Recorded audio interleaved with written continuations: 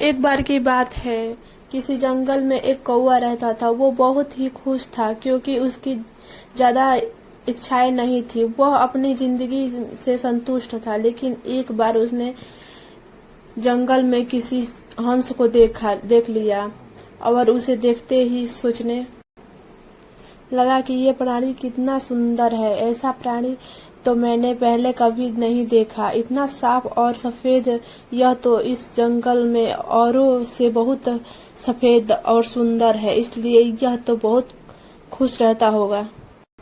कौवा हंस के पास गया और पूछा, भाई तुम इतने सुंदर हो इसलिए तुम बहुत खुश होंगे।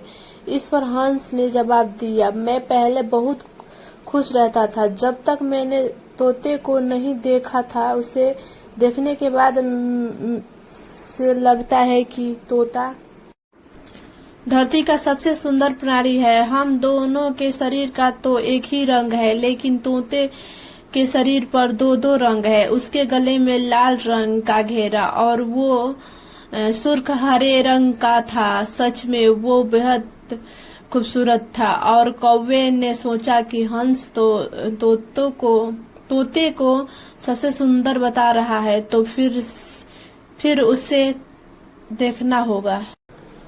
कौवा तोते के पास गया और पूछा, भाई तुम दो दो रंग पाकर बड़े खुश होंगे। इस पर तोते ने कहा, हाँ, मैं तब तक खुश था जब तक मैंने मोर को नहीं देखा था। मेरे पास तो दो ही रंग है, लेकिन मोर के शरीर पर तो कई तरह के रंग हैं। अब कौवे ने सोचा, सबसे ज्यादा खुश कौन है यह तो मैं पता करके ही रहूंगा, इसलिए अब मोर से मिलना ही पड़ेगा। कौवे ने मोर को जंगल में ढूंढा, लेकिन उससे पूरे जंगल में एक भी मोर नहीं मिला। और मोर को ढूंढते ढूंढते वह चिड़ियाघर पहुंच गया तो देखा मोर को देखने बहुत से लोग आए हुए हैं और उसके आसपास अच्छी खासी भीड़ है। सब लोगों के जाने के बाद कौवे ने मोर से पूछा, भाई तुम दुनिया के सबसे सुंदर जीव हो और रंग बिरंगे हो। तुम्हारे साथ लोग फोटो खिंचवा रहे थे। तुम्हें तो बहुत अच्छा लगता होगा और तुम तो दुनिया के सबसे खुशी जीव होंगे। इस पर मोर ने दुखी होते हुए कहा, भाई अगर सुंदर हूँ तो भी क्या फर्क पड़ता है। मुझे लोग इस चिड़ियाघर में कैद करके रखते हैं, लेकिन तुम्हें तो कोई चिड़िया घर में कैद करके नहीं रखता और तुम जहाँ चाहो अपनी मर्जी से घूम फिर सकते हो। इसलिए दुनिया के सबसे संतुष्ट और खुश जीव तो तुम्हें होना चाहिए, क्योंकि तुम आजाद रहते हो।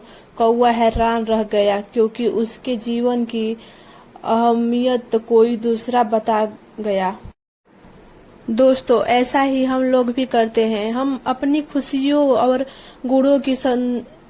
गुणों की तुलना दूसरों से करते हैं, ऐसे लोग से जिनका रहन सहन का माहौल हमसे बिल्कुल अलग होता है। हमारी जिंदगी में बहुत सारी ऐसी चीजें होती हैं जो केवल हमारे पास है, लेकिन हम उसकी अहमियत समझकर खुश नहीं होते। लेकिन दूसरों की छोटी खुशी भी हमें बड़ी लगती है, जबकि हम अपनी बड़ी खुशियों को इग्नोर कर देते हैं।